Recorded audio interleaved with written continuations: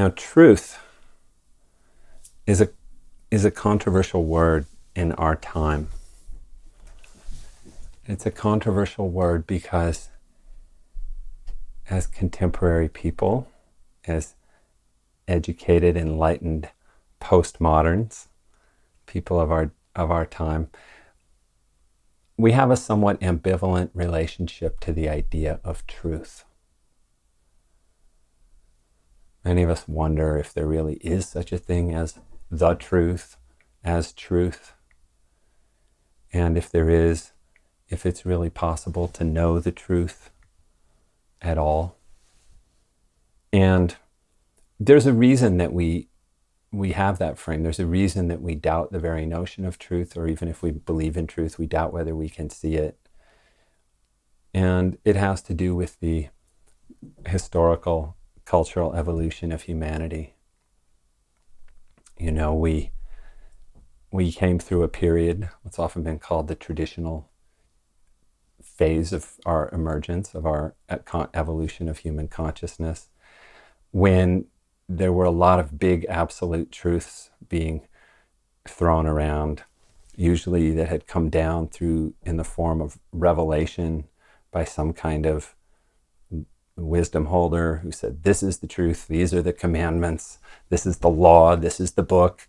And we saw how, on the one hand, that this emergence of the notion of an absolute truth that we can line up with, we see how that helped humanity evolve out of a very kind of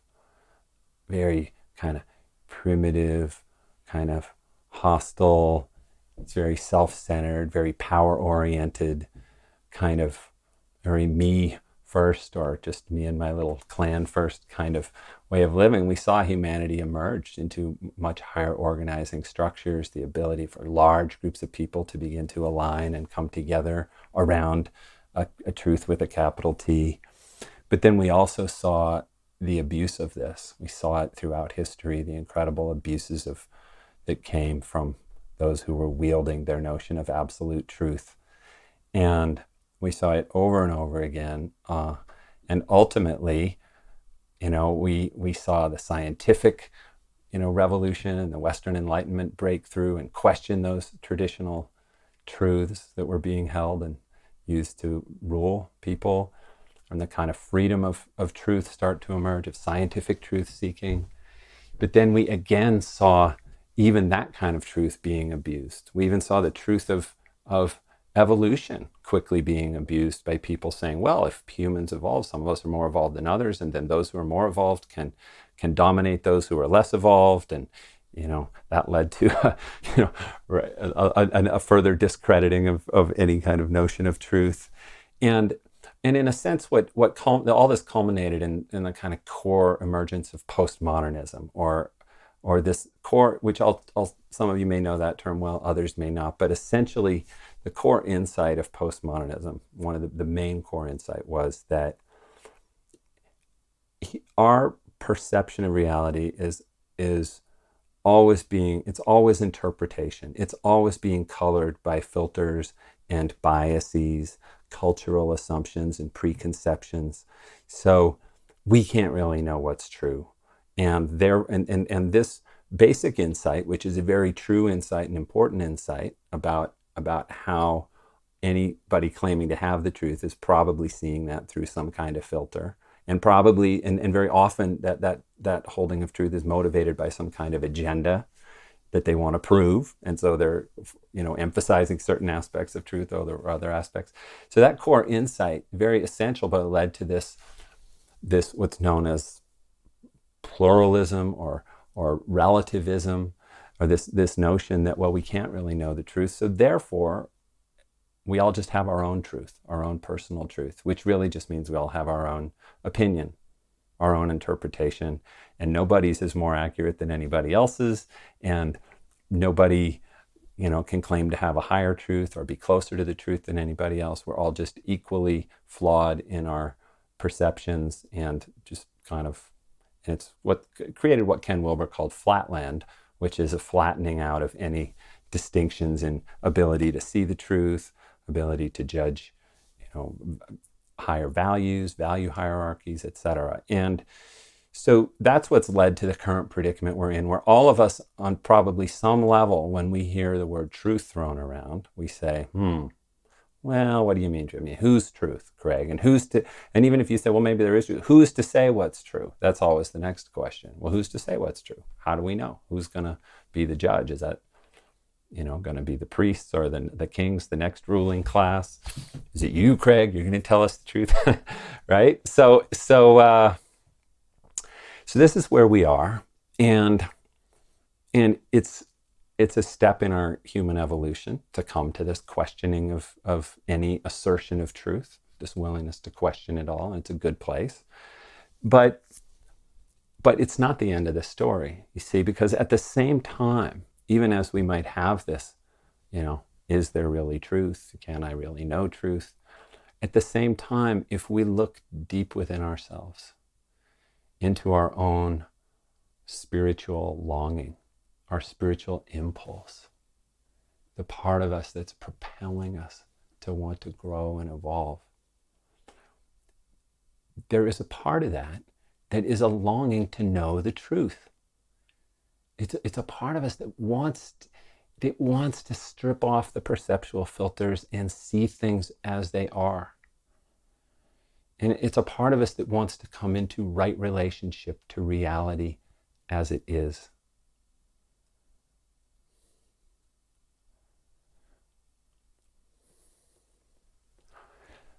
And this is often heightened because we've studied spiritual literature and we've done spiritual practice, and throughout time, all the mystics, all the realizers, the enlightened sages have told us that humanity is living in illusion, that there are these veils which prevent us from seeing reality as it is. And of course, what the mystics have all said is that those veils can be removed, that it's possible to clear away the distorting filters on our perception, on our knowing, and come to a capacity to see things as they are, unadorned, unbiased, undistorted, to come face to face with the truth, with reality with a capital R.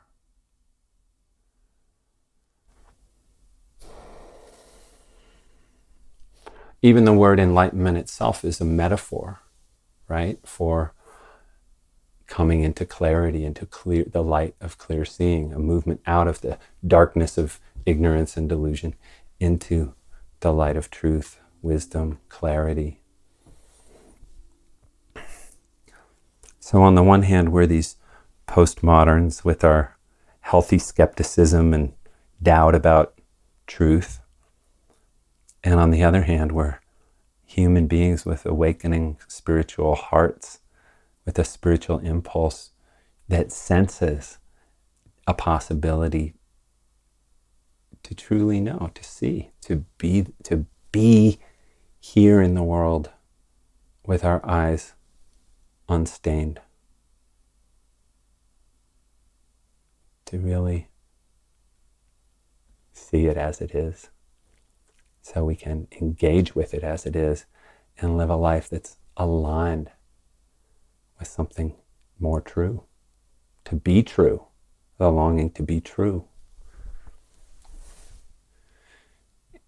And I don't want you to take my word for that. I want to actually invite us for a moment to just sense into the nature of our own deepest spiritual longing. I just want you to take a moment with me right now and just make space for the part of you that longs for spiritual awakening, for depth, for God, for enlightenment, whatever word you would use, for your higher evolutionary potential to emerge, for a transformed way of being that's in alignment. So what is it that you're longing for?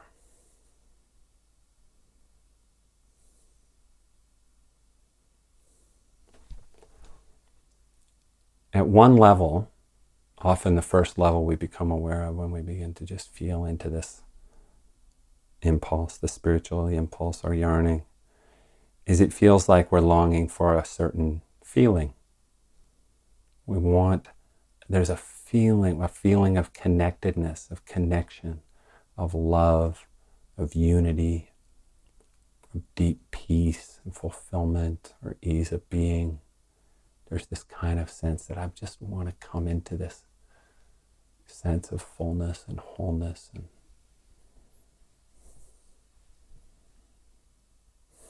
freedom. So make room for that, because that's a big part of the longing. It's natural. But what I want to invite you to do is just imagine that you had that. So let's not make that part of our longing wrong in any way. Let's sense that that's a part of the impulse toward wholeness, toward the divine. But just imagine for a moment that you had that completely. So imagine that whatever that most perfect, holy, sacred, full, loving, unified, connected feeling is, at the high 100% volume up, 100% full intensity. Imagine you've had that feeling all the time. That fullness, that sense of unbearable connectedness, perfect love, overflowing, without end.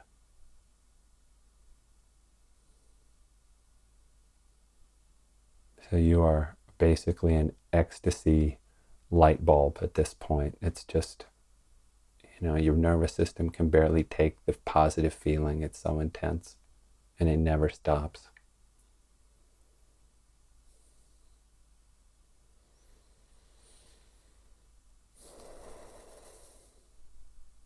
So the question is, then what?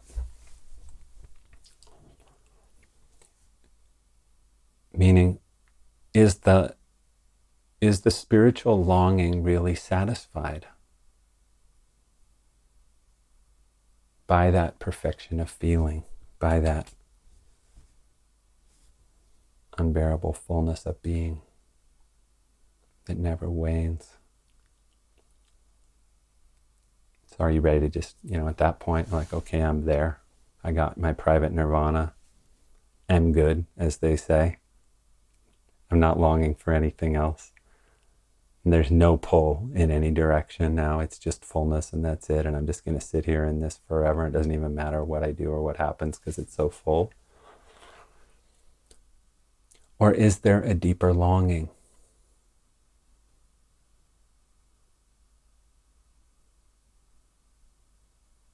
If so, what is its nature? What is it longing for? Is there a longing to be in deep alignment with something greater, with the universe, with the cosmos, with the divine, with the evolutionary impulse? It's a longing that says, okay, I feel great, but I want my life to mean something, meaning I want it to express something holy, sacred, important, meaningful, purposive.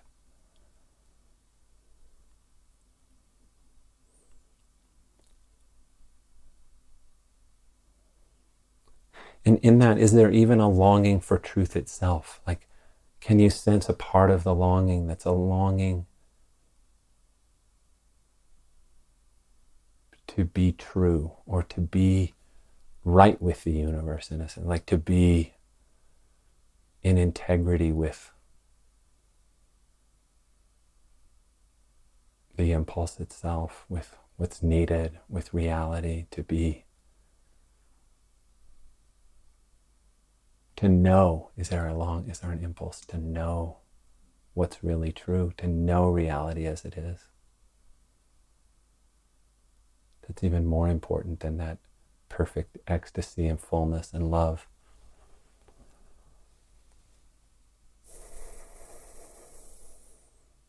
To know reality so that my actions will express truth,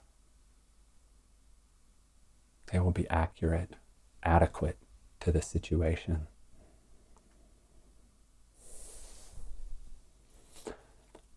And it might show up differently for everyone, so I'm not trying to define your longing for you. I'm just exploring some of the contours of it, of its universal nature.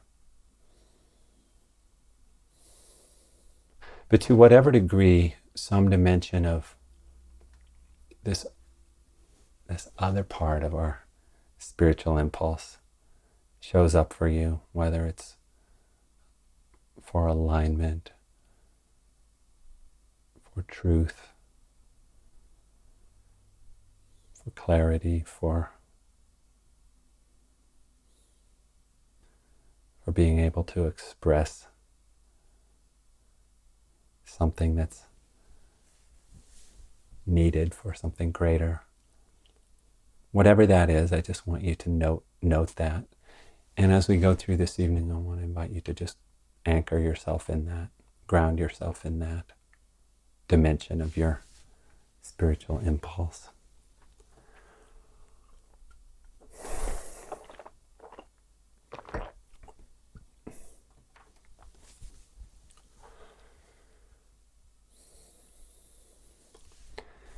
So I would say that the reason we're coded, in a sense, with that kind of longing, with that kind of impulse, is that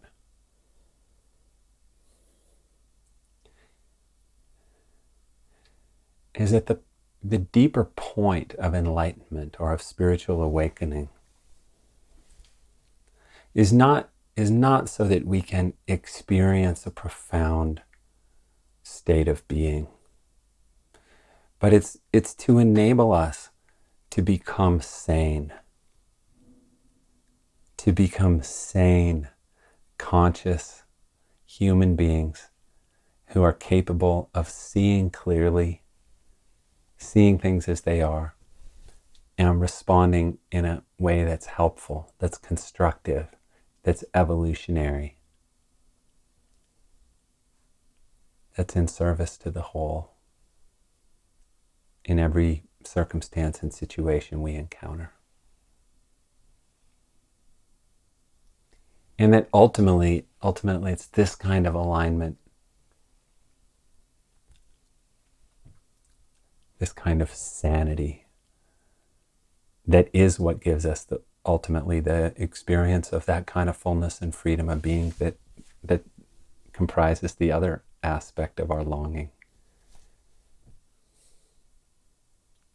That it's not that we won't have that experience of wholeness and fullness, but it tends to be a byproduct of this deeper thing, which is coming into an ability to see clearly and to be motivated in such a way, to have a clarity of motivation that enables us to respond to the truth we see.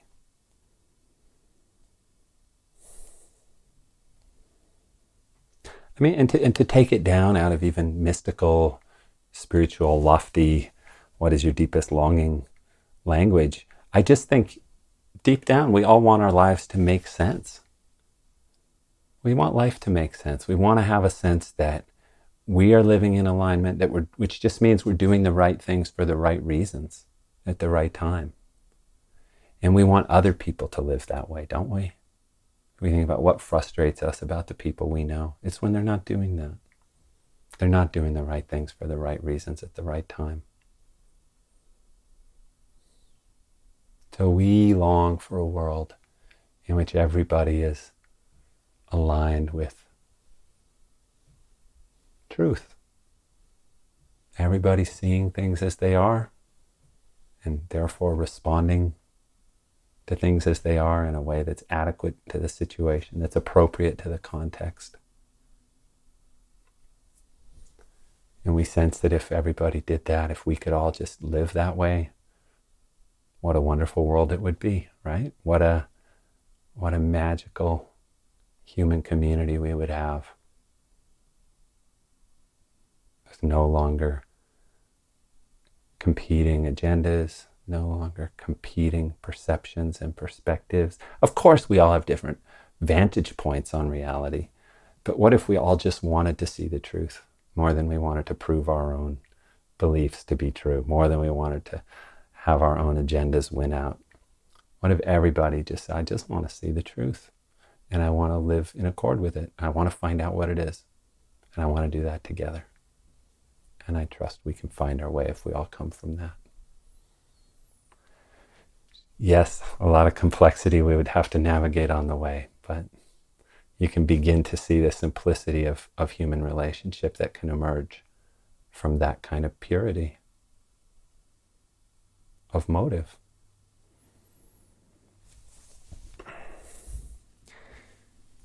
So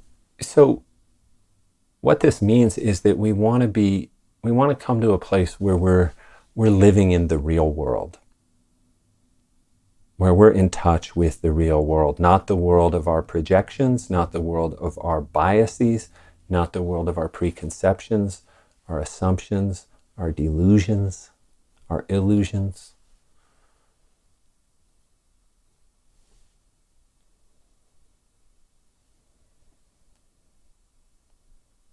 I want to see life as it is, in this moment and the next moment and the next.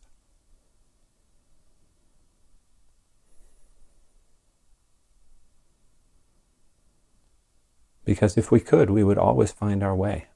We'd always be able to find our way through in a really sane way, a really constructive, helpful, evolutionary way. And what a service we would be to everyone else in the whole process. There's only one problem. The problem is that we are wired to avoid the truth on so many levels, in so many different ways. In our current evolutionary state, we are built at around, we have a fundamental disposition of avoidance of reality.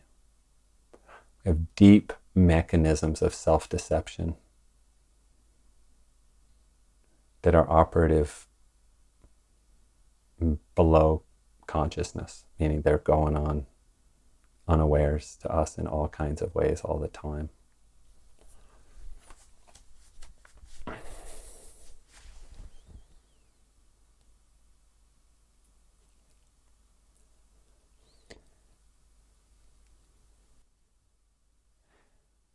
There's a fundamental way in which the presence of fear and desire distorts our perception. If we want something, we are going to distort our thinking in support of getting it. We'll look at some examples of that tonight. There are also ways that have any attachment to self-image is going to distort our ability to see ourselves clearly. There's a way in which any investment in any belief system at all, in any idea that we hold too tightly, is going to distort our ability to see information that challenges that belief. And I'm just scratching the surface here. I mean, there are cognitive psychologists have identified what they call cognitive biases in human beings, just ways in which we are wired that where we tend to distort reality. And just to kind of update myself on this, earlier today I took a peek on Wikipedia just to look at like the kind of list of cognitive biases that have been identified. I thought I was going to find 20 something. There were like, I didn't count, it looked like about 75 to 100 listed of different, very specific biases that have been identified that people tend to hold. And I'm just going to, I think I'll actually mention a few of them just to give you an example. But so tonight, and then of course there are the ego defense mechanisms, which is first mentioned by Sigmund Freud and then kind of laid out, cataloged or indexed by Anna Freud, his daughter, and have been further elaborated on since, but there's a whole list of those, which are all ways that we bring ourselves out of touch with reality, some of which are direct distortions of perception.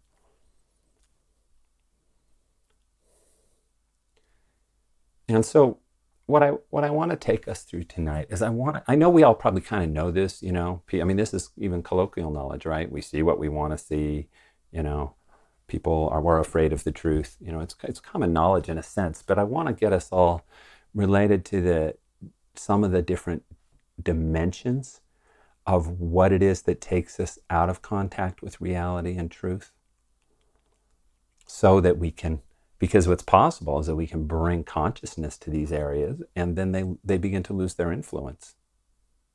And to the degree that we bring a lot of consciousness to these distorting factors or mechanisms, they can lose all their influence once it all becomes fully conscious.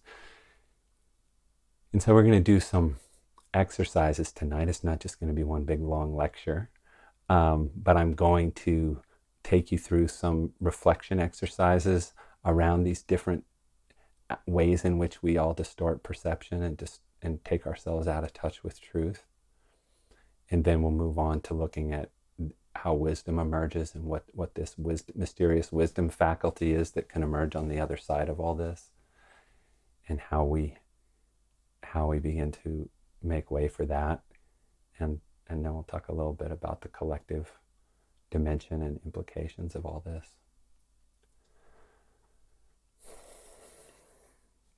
So first we're going to look at some of the ways in which we distort reality. I'm just going to give some examples just to make sure we're all looking at the same thing. So some of the simpler examples are some of these cognitive biases.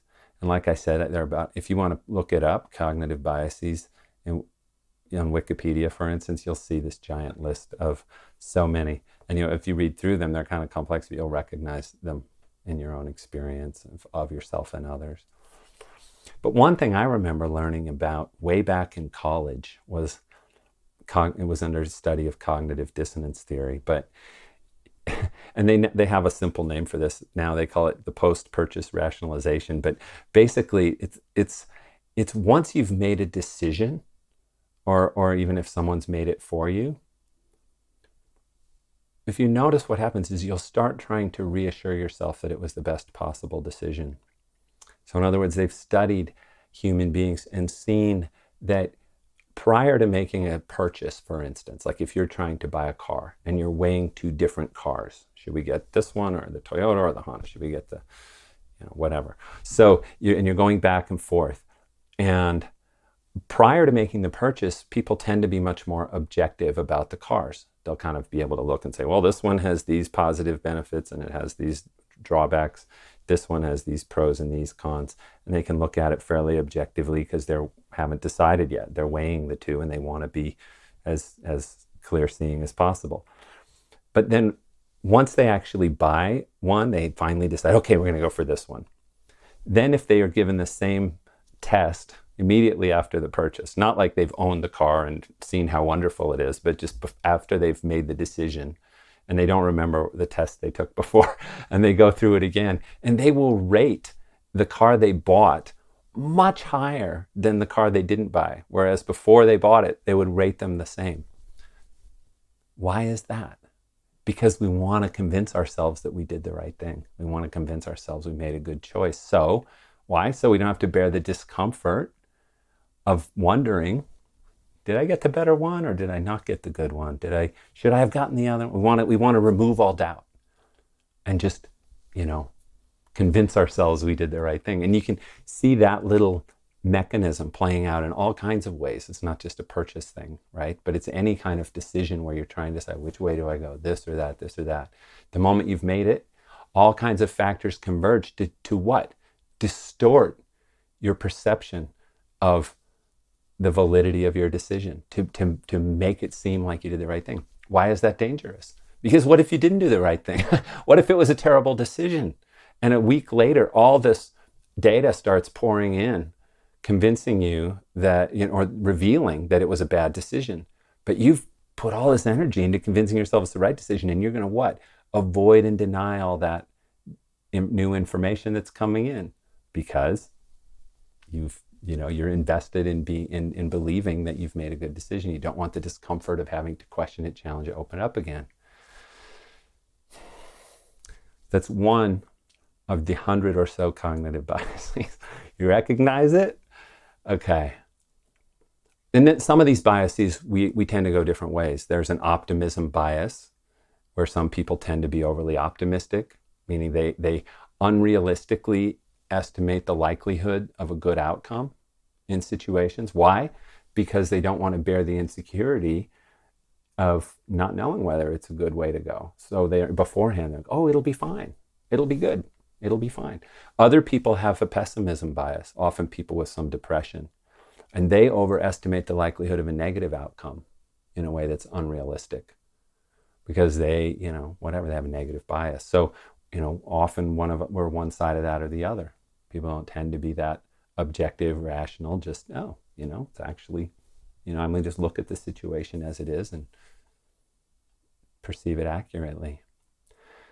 And we've all know about the kind of experimenter bias or expectation bias, what they call the observer expectancy effect, which is that if you're a researcher and you expect a certain result, or you want to get a certain result, therefore you'll unconsciously manipulate the experiment or unconsciously misinterpret the data in order to find the answer you were looking for. I mean, we all know about this from science, but we all know that that's also plays out in life in general, right? It's a colloquial thing. We see what we want to see.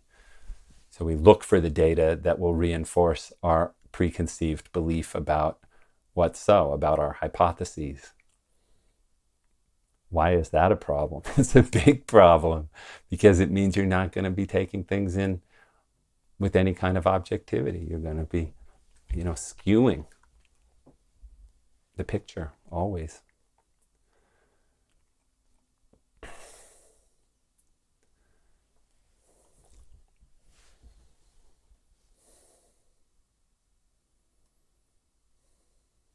Anyway, I'll just mention another couple here that are interesting. So there's what they call the attentional bias, which is, it's a tendency it's the tendency, I'll just read it from Wikipedia and explain it, but they say the tendency of emotionally dominant stimuli in one's environment to preferentially draw and hold our attention, and therefore to neglect relevant data in making our judgment. So in other words,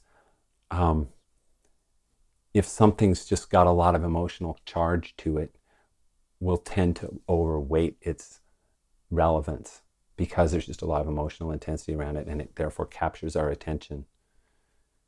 This is probably how advertising works, right? You watch those ads and they throw all this emotionally charged imagery and, content and promise at you so that you will unrealistically evaluate that product and associate it with all that positive emotional stimuli, when really that product, that can of beer or coffee, has nothing to do with that imagery, right? I'm just guessing here, but it's probably that same kind of thing. So these are all ways in which we're irrational, meaning we're not really, we tend to think of ourselves as these very rational creatures, but we're so biased in so many ways that are happening below the radar. So those are just a few examples of these cognitive biases. I'll let you explore them yourself, because they're just one of the ways. So I'll look at some of the others here. You've probably heard me speak at some point about our investment in our self-image and how that tends to distort our perception.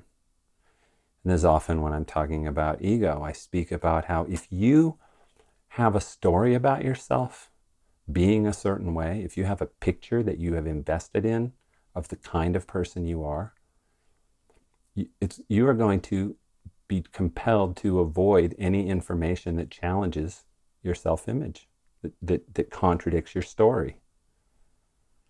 So inherently, having any investment in seeing yourself in a particular way is going to lead to distorted perceptions. For instance, if I'm emotionally invested in a self-image of being intelligent, I'm going to avoid information that suggests I might be wrong about something, because I'm so invested in being smart and seeing myself as smart. And of course, being seen by others as smart tends to go along with it, but it doesn't have to. It's mainly for my image of myself. And that means I'm also going to defend my conclusions about something, even if they're not very well founded and I don't really know what I'm talking about. I'm going to tend to defend my conclusions just in order to be able to defend my self-image of being the smart one. Or let's say I have a story about myself that I'm a peace-loving person. I have bumper stickers on my car that say "Visualize world peace." I believe in peace. I go to peace rallies, whatever, I believe I'm a peace-loving person.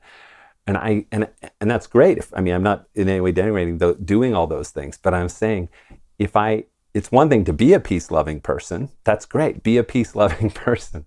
Be an intelligent person. Whatever. These things themselves are fine. But the point is, if I am convinced that I'm a peace-loving person and I have a self-image that I'm a peaceful, loving person, what's the problem with that? I'm not going to be able to see the ways in which I might be aggressive, particularly in the case of the peace-loving person, the ways in which I'm probably passive-aggressive, because I wouldn't, dare do anything too actively aggressive because it would contradict my self-image. So I'll be kind of passive-aggressive and inwardly hostile and all these things, but I won't see it. I won't let myself see it because it would contradict my self-image. So I'll avoid, deny. If there's evidence that I'm being aggressive, I'll rationalize it, I'll justify it. I'll tell a different story about it, I'll give it a different explanation, anything to not rattle that self-image. Or if I believe I'm a selfless, egoless person. I'm a spiritual person and I'm selfless and egoless. I've been meditating 30 years and I'm very no self. I don't even use the first person pronoun anymore. I'm so selfless. What's going to happen? Any ways in which I might still be self-centered, I'll be blind to. And even if other people point them out, I'll defend and deny. So there's all the things that have to do with self-image. And we'll do an exercise on that a little bit later. And then that leads into just a general discussion of the ego defense mechanisms, which, as I spoke about earlier, so these are all the ways in which the ego structure defends itself against uncomfortable realities. And they're not all ways of distorting truth directly. A lot of them are. But they all take us away from direct contact with the painful aspects of reality that we don't want to see, that we don't want to bear, that we don't want to be in touch with. Because we don't want the insecurity, the upset of those truths. So we have all these built-in mechanisms to distort reality, forms of self-deception. And these are commonplace in the culture. Many of them, not all of them, but like denial, right? We all know about denial. Somebody gets diagnosed with an illness and immediately they just begin denying it's not true, couldn't be true, must be a mistake. They must not have read the results right. Denial. Or you get strong evidence that a loved one is betraying you, whether it's cheating on you, stealing from you, speaking negatively about you behind your back, somebody who you trusted, you liked. You get this evidence that that's not true. And the ego defense rushes in denying it. No, it couldn't be true. That's not them. They're not that way. Deny, deny, deny. So we all know that one. We've all seen it. We all, of course, know about projection, right? We don't want to see something about ourselves, maybe some shadow element of ourselves, something that we perceive as negative or that's out of alignment with our self-image. So we project it onto someone else. And we say, oh, that person is so, we're greedy and we're looking at everybody else saying, look how greedy they are, or whatever. Homophobia is an example often given around projection. People who, actually have homoerotic impulses themselves, can't bear it, doesn't fit with their self-image or what they've, been told they should be or whatever, so they become aggressive toward homosexuality. We've all heard about repression and suppression, which are different, subtly different. And I'm going to talk about the difference, but they're two different ways in which we push uncomfortable facts or uncomfortable feelings out of consciousness entirely, so we don't have to live with the discomfort of them. And you can see why these, in a kind of conventional sense, are in some ways healthy adaptations, right? It's not that, in a kind of conventional, unenlightened, egoic sense of a person just trying to adapt and get through life with all of its complexities and difficulties and pain. Sometimes pushing a painful event out of consciousness is what enables a person to get through life to the next day. So we're not necessarily even dissing all of these mechanisms as much as just trying to get related to, wow, look how we're designed to avoid and deny so many things, to not see things as they are. And of course, we all know rationalization, right? Where we come up with a rational explanation for something in order to cover up what the real reason it happened. Like, we lose our job because really we weren't doing a good job. But we can't bear facing our incompetence or our poor performance. So we make up a story about our boss or that organization and why it was, they didn't see how great I was or whatever. But instead of facing the truth, wow, you know what, I was actually really lazy. I didn't really care. I didn't pay attention. I didn't work hard. I wasn't suited for the job, whatever it is. We rationalize events, circumstances all the time to create a plausible explanation that doesn't implicate us. Again, you can see how it loops into the self-image inquiry again. Not all of them do, but some of the defenses are really about self-image like that. And I'd encourage you to read about defense mechanisms online too, if you haven't, rather than go through an exhaustive list here. But even if you learn them in Psychology 101 in college or whatever, revisit them now from your spiritual perspective and see that they're very insightful about human nature. You go, wow, look at how we are. It's true, we do all those things. And some of them are more complex than the ones I described, but I'm not going to try to take us into complexity because it's not necessary for the point here. Because really, the point here is getting related to just how deeply wired we are for distortion. And therefore, really, in a sense, why this postmodern insight is accurate, right? This insight that we're always interpreting and distorting reality according to our biases and preconceptions that people started to get really clear about back in the early 20th century. The great postmoderns like Foucault and Derrida, these guys, this is what they were on about, and it's true. But the spiritual question is, to what degree is it possible to actually see clearly without distortion? It's okay, so we have all these ways we're wired to distort, to avoid, to not see things as they are. But does that really mean we can't? Are we doomed to live in a hall of mirrors, in a web of illusion of our own minds making? Or is there a way out? You probably know what my answer is. There's a way out. But I want to clarify here, because if we're going to talk about, well, how do we come to see the truth? How do we remove the veils of illusion so that we can come to see things as they are? We need to realize I'm not talking about attaining any kind of omniscience, okay? And I don't even just mean that in a supernatural sense. Like I'm not, like, yes, I'm not saying that there's some supernatural omniscience that we're aiming for. And I'm also not saying that if you just remove all of your own distorting influences, that therefore you will always see the truth with a capital T in every moment.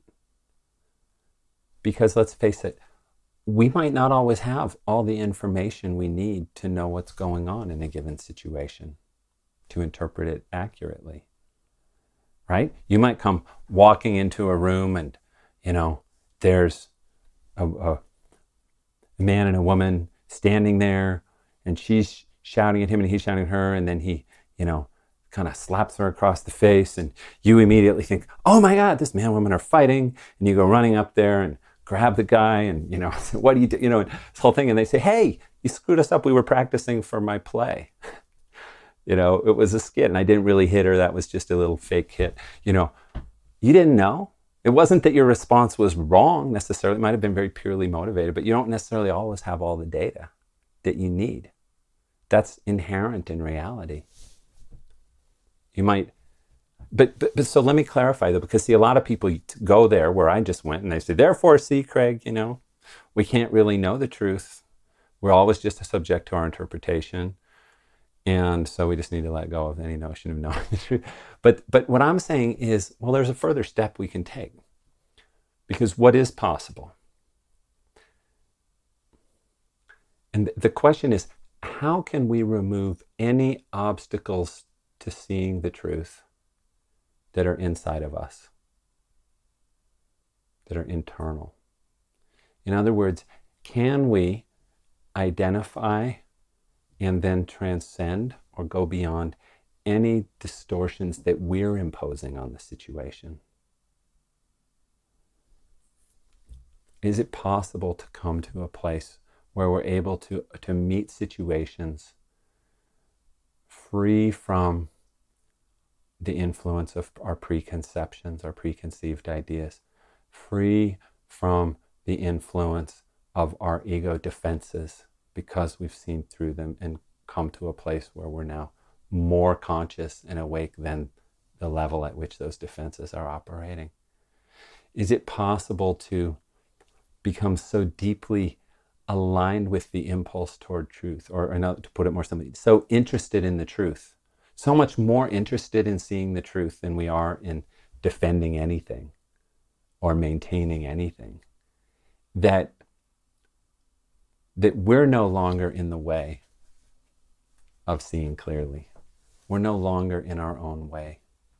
We're no longer the obstacle.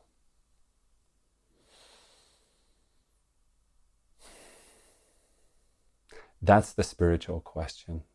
And that's the question that points out of the web of illusion and into the potential for clear seeing, for a deeper knowing, for the emergence of holistic wisdom and enlightened intuition.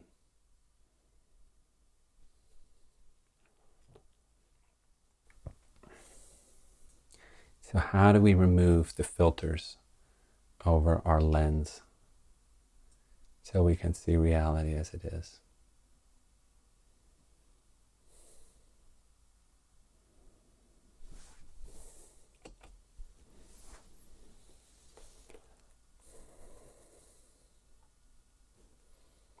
So I want to just speak to, in a sense, before we get into some of these exercises, I want to speak to just a few of what we might kind of call the basic stances of a life devoted to truth, a life committed to truth, a life aligned with truth.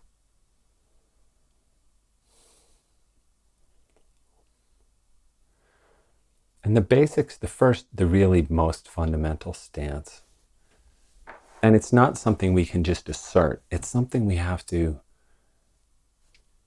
consistently inquire into and question in ourselves to get to a place where our motivation around this is really clear. And the stance is, I want to know the truth more than anything else. more than I want anything else. I want to know the truth more than I want to defend any belief, more than I want to feel good all the time. My own teacher used to say, you just need to be more interested in what's true than in how you feel. Very simple way of putting it. Be more interested in seeing the truth than in how you feel. Because moment by moment, the truth might make you very uncomfortable. So if you're more interested in the truth than in feeling comfortable, you're going to be okay. If you're more interested in being comfortable than seeing the truth, you're going to distort reality.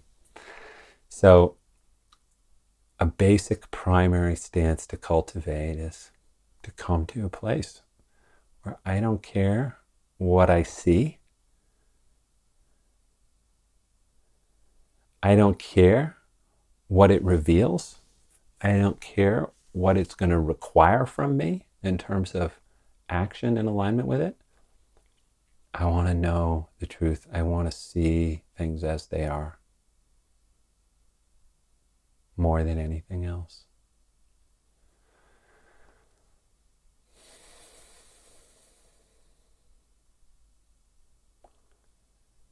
If we can find that simplicity in ourselves,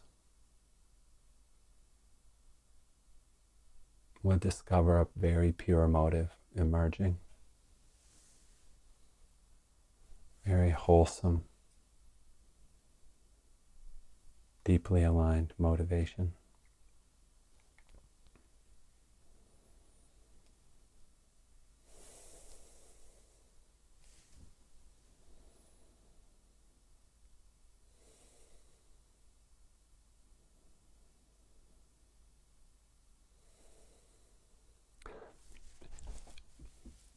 Now, to take that down into kind of practice, or down to the ground one step. This next layer of that stance is, and therefore I'm willing to face everything and avoid nothing. Now, in my own teacher's teaching, this was the third tenet of his teachings: face everything and avoid nothing. That's how he framed it. And it's such a good frame, I'm going to preserve it here right now for all of us. I'm willing to face everything and avoid nothing. And he often said that's the most powerful spiritual practice there is. More powerful than meditation, prayer, chanting, prostrations, circumambulating Mount Everest, whatever. Face everything and avoid nothing at all times.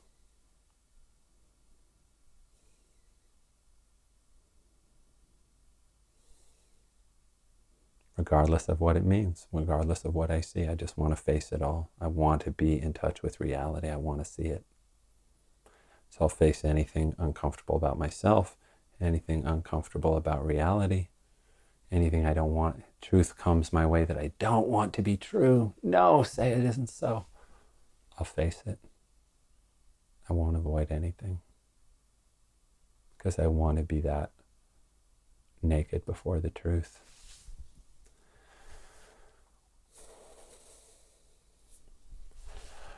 And this is, in some sense, there's that alone is enough, but there's a further layer to this, which has to do with with faith, in a sense. I spoke last month some about faith in love. So let's look at faith from the point of view of truth. What does it mean to have faith in the truth? Because there's a big dimension of spiritual life that's about having faith in the truth. And what it means is it's that I have faith that if I always face the truth as it is, if I always turn toward the truth, no matter how uncomfortable it might be, no matter what the implications might be, that if I always face the truth, I'll be able to make better decisions. Why? Because they'll be informed by truth, not delusion. And therefore, because I'm doing that, I will be living in greater alignment with reality, with things as they are. And this faith is that doing that will lead to the best possible outcome for the greater good, including my greatest good. Even if I might have to sacrifice some things I want along the way. Even if it means I'm not going to get what I want right now or what I think I need. But I'm going to face the truth.